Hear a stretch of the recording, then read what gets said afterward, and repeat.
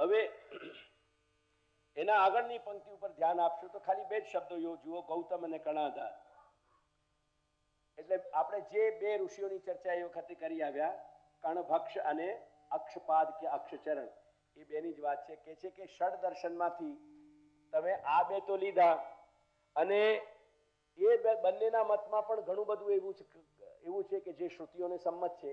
તો આ બંનેને તમે આદર આપો છો ને એ બેને કેમ આદર નથી આપતા, એવી કંઈક શંકા થાય તો શ્રી મહાપ્રભુ એમને જવાબ આપે છે કે સાંભળો, આ તમારા ગૌતમ અને કણાદના બંનેના અભિગમ પુરાણોમાં કોઈ જગ્યાએ સ્વીકારાયેલા નથી, પરંતુ સાંખ્ય અને યોગના બંનેના અભિગમો પ્રક્રિયા કાચિત પુરાણેપી નિરૂપિતા. આગળ શ્લોક જોઈ.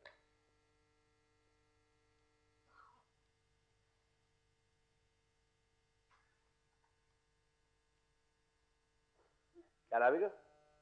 વાંચીને સંભળાવો પડે. આપનો શ્લોક આવી ગયો નવો, આગળનો શ્લોક આવ્યો ને, અહીંયા આવી ગયા આપણે.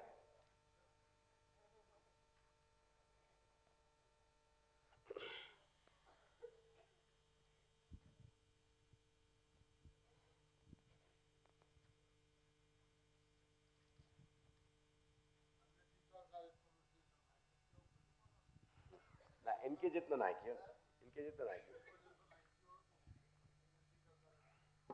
पुराणे तदर्थम प्रक्रिया काचित कम से कम 9 या 10 श्लोक तक तो पहुंचे, तब कल का दिन पकड़ में आएगा. 19.5 श्लोक हैं इसमें. चलो. और एक बात और कह दूं कि कल केवल दोपहर के सेशन में मैं ये ग्रंथ कंप्लीट नहीं कर पाऊंगा, तो कल भी आज की तरह ही व्यवस्था रहेगी. हम शाम को 7 बजे तक सत्र करेंगे. वाके बाद गुणगान को कार्यक्रम रहेगा, और परसों अपना केवल गुणगान को कार्यक्रम रहेगा. यानी कहीं अगर तुमको अपने ऊपर थोड़ा संयम रखना पड़े तो वो जरूर. हमने डिक्लेयर किया ही नहीं, कल एक सेशन है. मैं कह रहा हूं 2 ही सेशन है, क्योंकि मैं अपने घर के वैष्णवन में सु यही एक तदर्थम प्रक्रिया काचित अपि निरूपिता ऋषिभिः बहुधा प्रोक्ता अब्राह्म्यत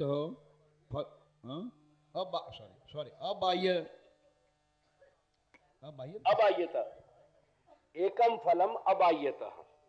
अबाह्यता એટલે આંતર રીતે. अबाह्यत फलम एकम एव.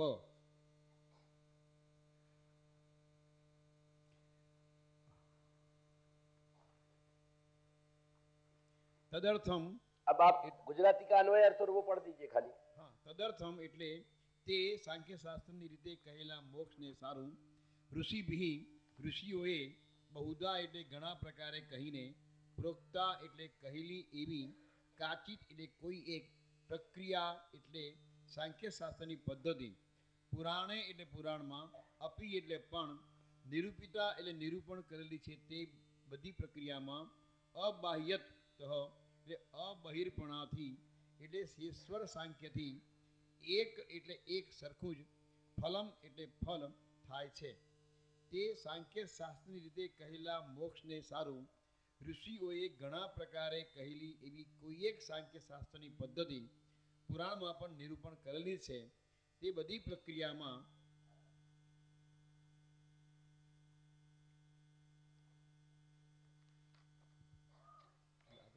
कहाँ तकलीफ आई? कंपोजिशन में तकलीफ आ गई. एक मिनट. तेरहम को मतलब है जे 7मा શ્લોકમાં મોક્ષનું સ્વરૂપ બતાવ્યો, તે મોક્ષનું સ્વરૂપ પુરાણોમાં પણ કહેલું છે. એટલે તદર્થનો મતલબ છે મોક્ષાર્થમ, મોક્ષ માટે. ખ્યાલ આવી ગયો આટલું પદ? તદર્થ એટલે સાંખ્ય શાસ્ત્રમાં બતાવેલા મોક્ષના પ્રકાર, મોક્ષનો જે પ્રકાર છે એ મોક્ષનું પ્રકાર અન્યત્ર પણ કહેલું છે. તદર્થ એટલે મોક્ષની બાબતમાં. તદર્થ ઇઝ ઇક્વલ ટુ મોક્ષની બાબતમાં.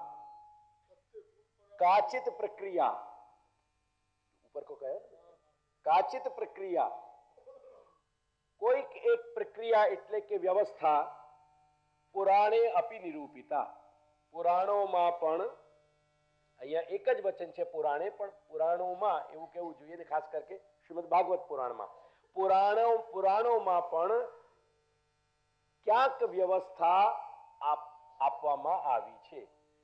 જે મોક્ષનું સ્વરૂપ સાંખ્યવાળા બતાવે છે તે જ પ્રમાણે મોક્ષનું સ્વરૂપ પુરાણોમાં પણ ક્યાંક કહેલો છે. ભાગવતના બીજા સ્કંદનું 10મું અધ્યાય ખોલી લો. મુક્તિ કો ક્યા હૈ સ્વરૂપ, મુક્તિ કોને કહેવાય? તો મુક્તિનું લક્ષણ કરે છે એકાદશ સ્કંદમાં જે મોક્ષનું સ્વરૂપ કહ્યું છે એની બાબતમાં અહીંયા લક્ષણ કહેવામાં આવે છે કે મુક્તિ કોને કહેવાય? તો મુક્તિર હિત્વા અન્યથા રૂપમ. અન્યથા એટલે અજ્ઞાનપણાથી જે કંઈક પણ આપણે આપણી જાતની સાથે ચોંટાડી લીધું છે એવા અન્યથા તમામ પદાર્થોને છોડીને અન્યથા હિત્વા અને સ્વરૂપેણ પોતાના મૂળ રૂપમાં સ્થિત થઈ જવું, એનું નામ છે મોક્ષ. હવે આના શબ્દો અને ઉપર જે શબ્દો કયા એમાં કંઈક સમાનતા છે કે નહીં? શું સમાનતા છે બોલો? ત્યાં પણ સ્વરૂપસ્થ કહ્યું છે ને, અહીં પણ સ્વરૂપ કહ્યું છે. તેથી આ સાંખ્યના બધા જે પ્રકારો છે એ પુરાણથી એપ્રુવ્ડ છે અને ગૌતમ ઋષિના અને કણાદ ઋષિના પ્રકારો આમાં એક્સેપ્ટેડ નથી, સ્વીકૃત નથી.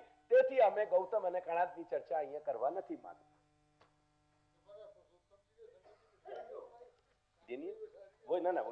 પુરુષોત્તમ મુક્તિ હિત્વા અન્યથા રૂપમ સ્વરૂપેણ વ્યવસ્થિત.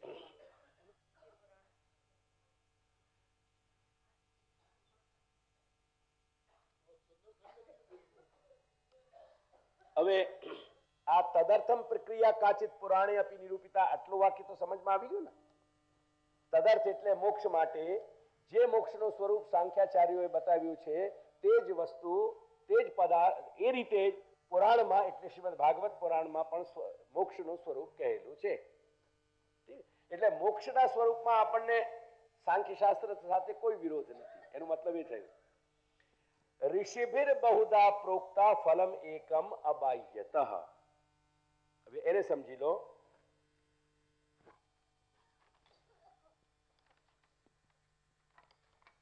સાતમા પાના ઉપર ત્રીજી પંક્તિ ઉપર આવો. જો કે હું અર્થઘટન કરી રહ્યો છું, ખ્યાલમાં આવી રહ્યો છે ને? કયો શબ્દ છે? યદ્યપિ. જો કે સાંખ્ય પ્રક્રિયા એટલે સાંખ્ય શાસ્ત્રમાં બતાવેલી પદ્ધતિ ઋષિભી બહુધા પ્રોક્તા, ઘણા બધા ઋષિઓએ જુદી જુદી રીતે સાંખ્યની પ્રક્રિયા કહી છે અને ઘણા બધા લોકોએ એટલે ઋષિઓએ અનેક પ્રકારે એના તત્વોનું પણ વર્ણન કર્યું છે. તેથી કાંઈક 9 તત્વ બતાવે છે અને કાંઈક 25 બતાવે છે અને એવા ઘણા બધા મત છે. જુદા જુદા તત્વોની સંખ્યા અને અમુક બાબતોમાં થોડાક એમના મતભેદ હોવા છતાં પણ શ્રી મહાપ્રભુ કહે છે કે અંતતો ગત્વા એ ઘણા પ્રકારે સાંખ્ય માર્ગ કહેવાયો છે, પરંતુ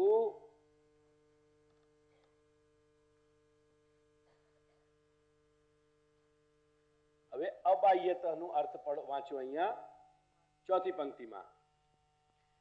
જો કે સાંખ્ય શાસ્ત્ર ઘણા બધા ઋષિઓ વડે જુદી જુદી રીતે કહેવાયું છે, છતાંય અબાહ્યત.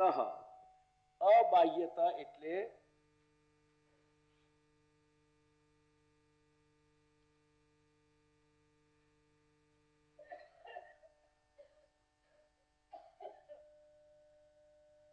અંદર ખાને, જે શબ્દ તમારા ગુજરાતીમાં છે ને, બહાર ગમે તે હોય એ જ કહેવાય છે ને, કંઈક અંદર ખાને.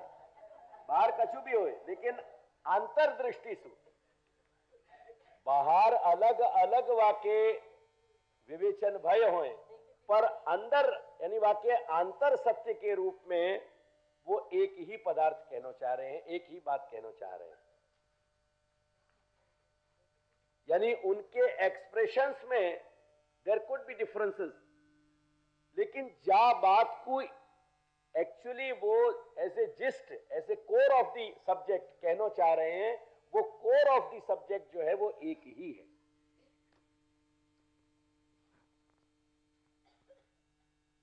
अब समझ में आ गया? वो पहले बाह्य नहीं समझ में आ रहा था शारदा तुम्हारे। So the core meaning is same. बाहर से might be different rishis have explained it in different ways. अब देखो कह रहे हैं कि क्योंकि विमार्ग अपरिपोषितात्, વિમાર્ગ એટલે જુદા જુદા મતોથી જે ભેદ આવે અને એ ભેદના કારણે જે દૂષણો આવી જાય, જે જુદા વિચારોથી એક વિચારને એકચ્યુઅલી પોલ્યુટ કરી દેવામાં આવે, એને દૂષિત કરી દેવામાં આવે, એના માટે કે આજ્ઞા કરે છે કે વિમાર્ગ પરિપોષિતાत्, બહાર બાહ્ય દૃષ્ટિથી જુદી જુદી રીતે એનું વર્ણન થયું હોય, પણ આંતર તત્વની દૃષ્ટિએ એમાં કોઈ પણ જાતનું બહારનું એલિમેન્ટ, બહારનું તત્વ પ્રવેશ નથી કરી શક્યો, તેથી આત્મ વ્યતિરિક્ત ત્યાગ રૂપમ, આત્મ સ્વરૂપ સિવાય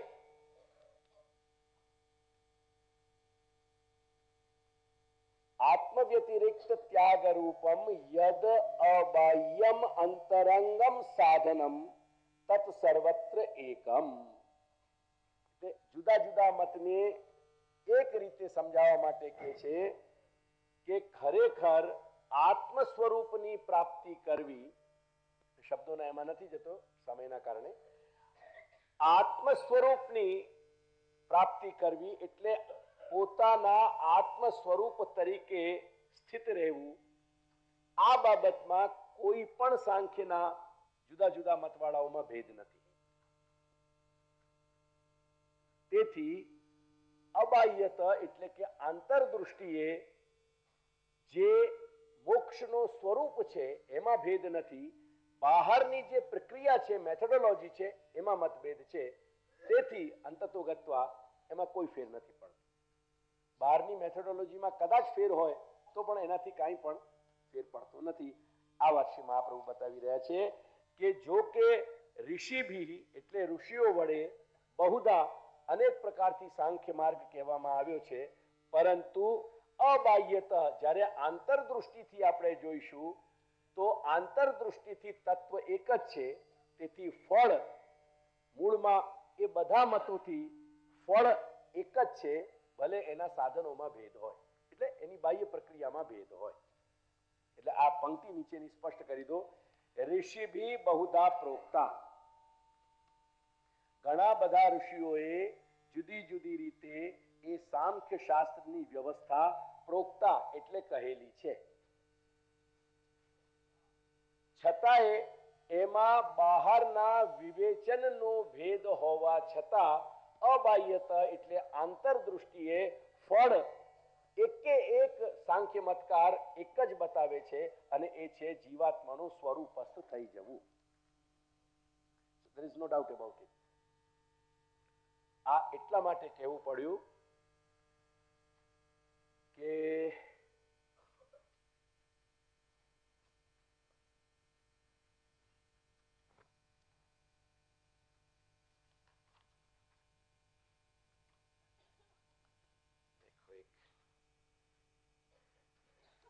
બાઈસો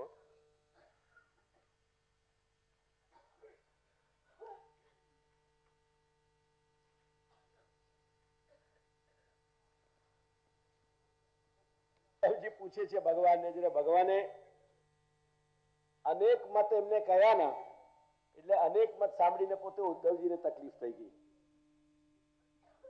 એ કહે છે કે કાની તત્વાની વિશ્વેશ, હે વૈશ્વેશ, તમે તો આખા અનંત કોટી બ્રહ્માંડનું નિર્માણ કર્યું છે, મને શા માટે આ રીતે મિસલીડ કરો છો? મને સમજાતું જ નથી। કાની તત્વાની, સંખ્યાતાની, આ સાંખ્ય શાસ્ત્ર જે તમે બતાવી રહ્યા છો ને એમાં તત્વોનું વિવેચન કરી રહ્યો છો, પણ એક વાત તો કંઈક પાયાની કહો.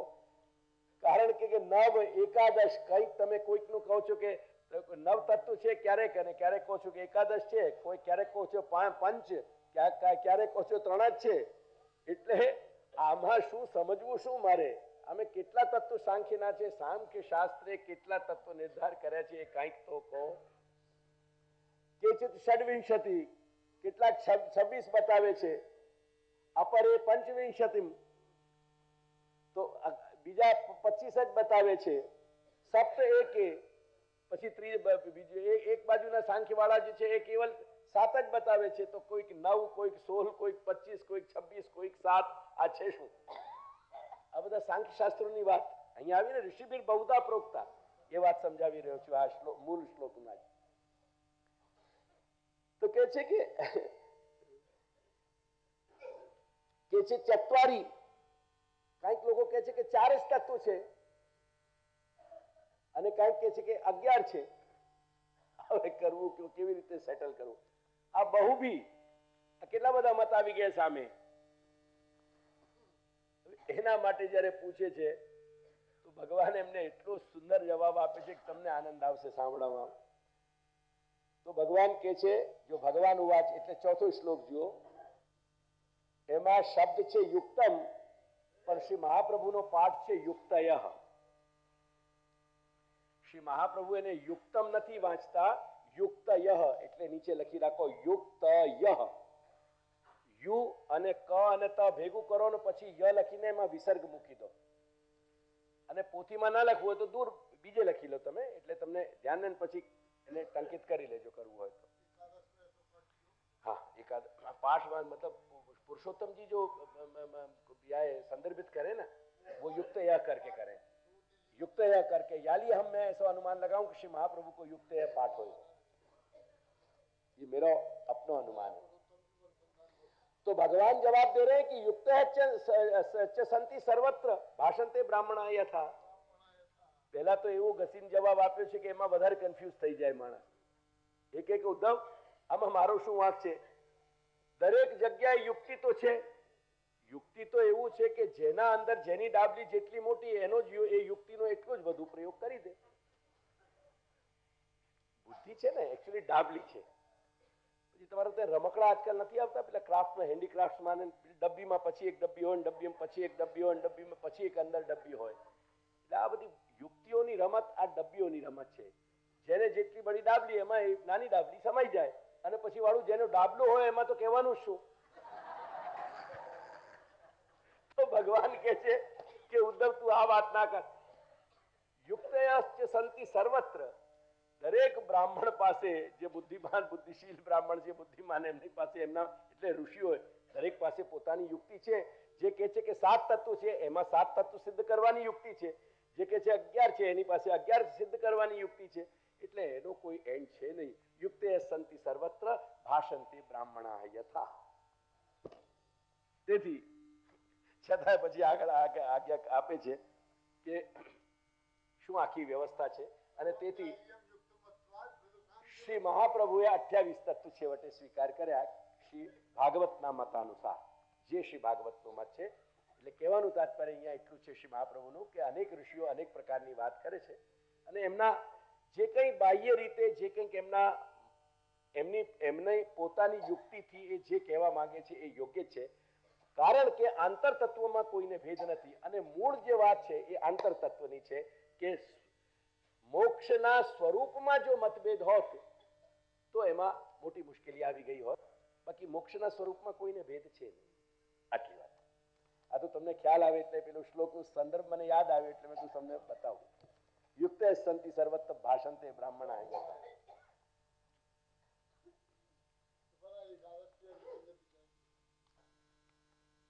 આ તો બાહ્ય સાંખ્ય વ્યતિરિક્તમ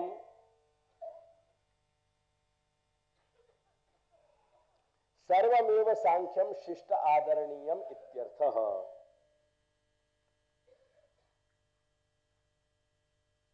એટલે સાંખ્ય શાસ્ત્રના જે અયોગ્ય મત છે તે સિવાય જે પુરાણ સંમત સાંખ્ય કહેનારા છે એ બધા જ સાંખ્યના જે પ્રકારો છે એટલે સાંખ્ય વિવેચનના એ સ્વીકાર્ય છે, કારણ કે એનો મૂળ આંતર મોક્ષ સ્વરૂપ એક જ છે, તેથી એમાં કોઈ ફેર આવતું નથી. એવમ સ્વતો મોક્ષમ મોક્ષ સાધકમ એકમ શાસ્ત્રમ નિર્ણિતમ. આ પ્રમાણે એક વાત કહેવામાં આવી સ્વતો મોક્ષની. હવે સ્વતઃ મોક્ષનો બીજો પાસો યોગમાં બતાવે છે, એટલે અત્યાગે યોગ માર્ગો હિ ત્યાગે પી. એને બોલી જાઓ, ધ્યાન રહેશે તમને. સંખ્યાયતે અહીં ગણતરી કરવામાં આવે છે, વિચારણા કરવામાં આવે છે. એમ સંખ્યા શબ્દ બંનેમાં ગણતરી કરવો અને વિચારણા કરવી. સંખ્યાયતે સંખ્યાયતે અત્ર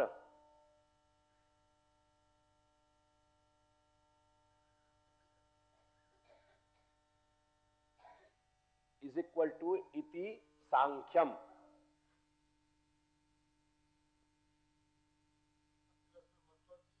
મતવર્તી અણ પ્રત્યય લગે ઉપર, અણ પ્રત્યય લગે. હવે લખો આગળ, મતવર્તી અણ लगेगा, क्योंकि अस्ति अत्र आवेगा ना, अस्ति अत्र अस्मिन अत्र वा.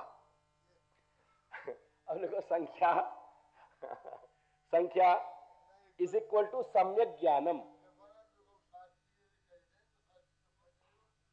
संख्या नाम संख्या बराबर इज इक्वल टू सम्यक.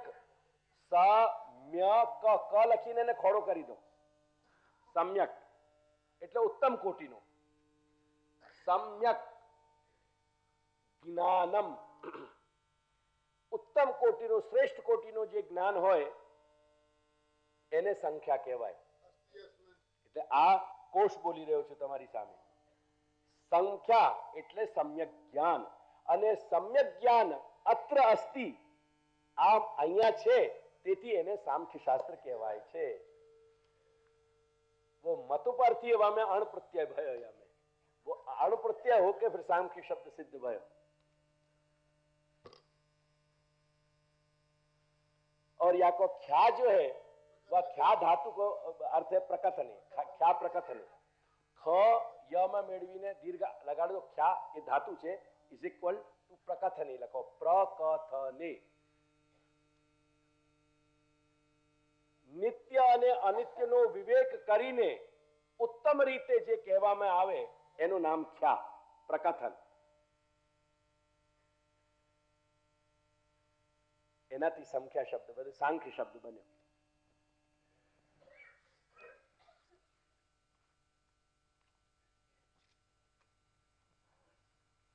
वैसे संख्या शब्द घाय प्रत्यय तेवं प्रसिद्ध हो पंडित जी, घाय तेवं हो.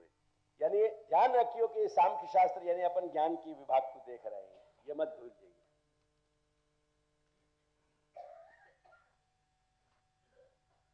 श्री अरविंद हते वो क्या हते देखो ना तुम. पांडिचेरी में श्री अरविंद हते, शुद्ध ज्ञान की कोटि हती. या युग में नहीं है ऐसा नहीं है, मैं अभी की बात कर रहा हूं. या बगल जितने लोग बैठे हैं 55 प्लस, उनके 2-4 वर्ष आगे पीछे कोई फर्क होगा, और जो 70 पे हैं उनके सामने तो अरविंद आते ही. यहाँ अरविंद अभी 50s में गए. उद्भट कोटि के ज्ञानी और महर्षि आते. पिछले या 100 वर्ष में, यानी सामान्य शास्त्र की मर्यादा शास्त्र की दृष्टि से अपन जब देखें, मैं नहीं मानूं कि अरविंद जैसा उद्भट ज्ञानी आए उत्पन्न हुए. और कितने श्री महाप्रभु के जो बिल्कुल नीचे ही चलते चले जाए. श्री महाप्रभु के को समझने के लिए अंग्रेजी माध्यम से अगर चढ़ना हो तो श्री अरविंद सुंदर कोई सीढ़ी नहीं. श्री अरविंद बेस्ट के लिए उपाय है. मायावाद को श्री शंकराचार्य को जगह जगह खंडन करे, हर स्टेप पे. इतने ज्यादा ब्रह्मवादी हैं बड़े, पर फर्क इतना है कि वो ट्रेडिशनल फिलोसोफर नहीं है, यानी उनको प्रमाण मानना अपने लिए तकलीफ की बात है. फिलोसॉफी की 2 साइडों में, एक स्पेक्युलेट कि कि सांख्य शास्त्र में जो साधना पद्धति बताई है नित्यानित्य विवेक की, वह नित्यानित्य पदार्थ को प्रयोग करके ज्ञान की अवस्था में पहुंचने वाले लोग अभी तक भये हैं। ये मत मान लीजिए कि ये भूतल शून्य हो गया। इतनी बात कह रहा हूं टू प्रूव कि ये टॉपिक रेलेवेंट है और आज के दिन भी ये या कुछ समझना जरूरी है। चल अत्यागे योग मार्ग ही मनसा एव अपि त्यागः तु यमादय कर्तव्याः सिद्धे योगे कृतार्थतः।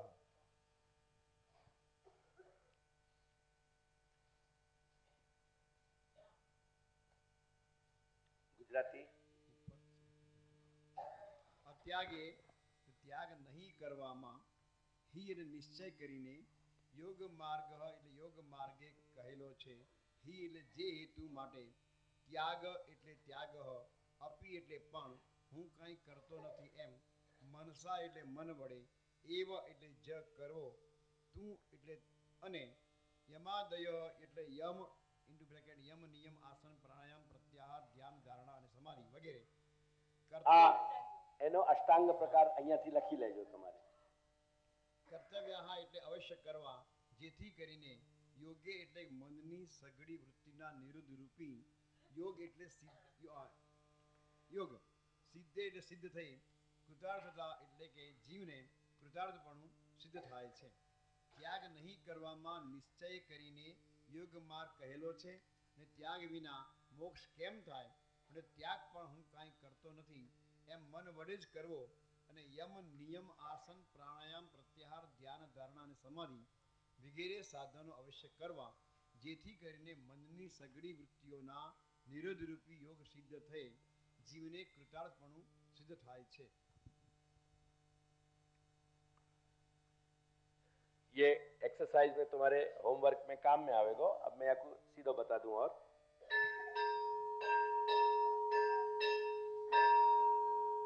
15 मिनट लॉन्ग हो, क्योंकि मुझको सूचना आती 15 मिनट पीछे आने की।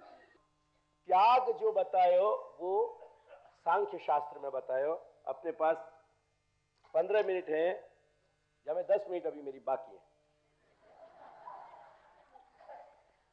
त्याग यानी सांख्य शास्त्र में जो आंतर चिंतन है वह चिंतन के द्वारा नित्य और अनित्य विवेक रख के प्रकृति और प्रकृति से रिलेटेड जितने भी प्राकृत पदार्थ हैं, प्रकृति से उत्पन्न भय सब कुछ वासु अपने जीवात्मा को विरक्त बना लेनो, उदासीन बना लेनो, डिटैच कर लेनो, ये आंतर वैचारिक विचार संबंधी साधना सु ऊपर उठनो और आत्मस्वरूप को प्राप्त कर लेनो, ये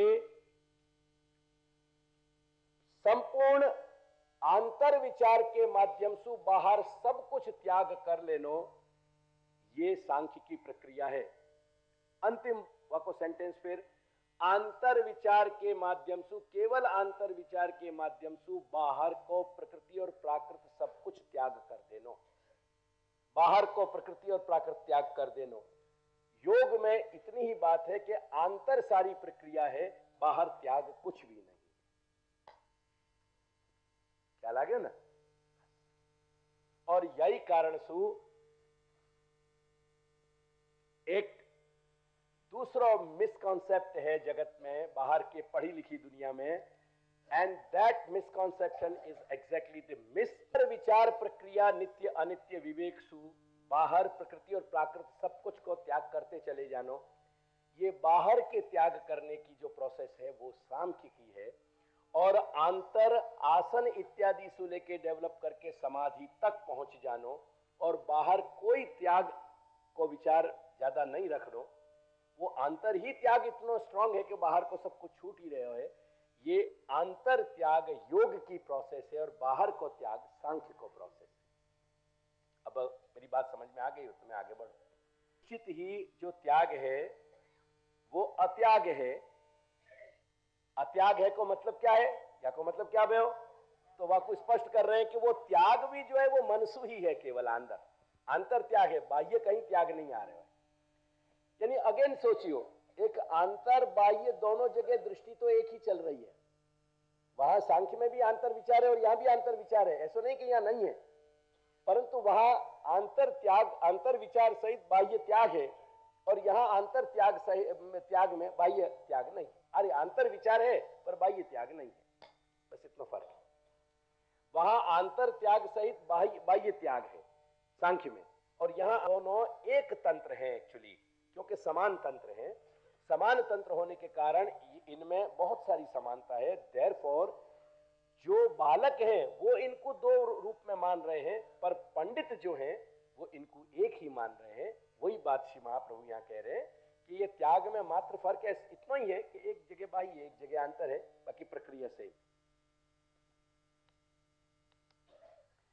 परंतु या को मतलब ये नहीं है कि यम आदि यानी यम नियम इत्यादि छोड़ देने चाहिए। यम नियम इत्यादि की प्रक्रिया यहां पूरी चलेगी।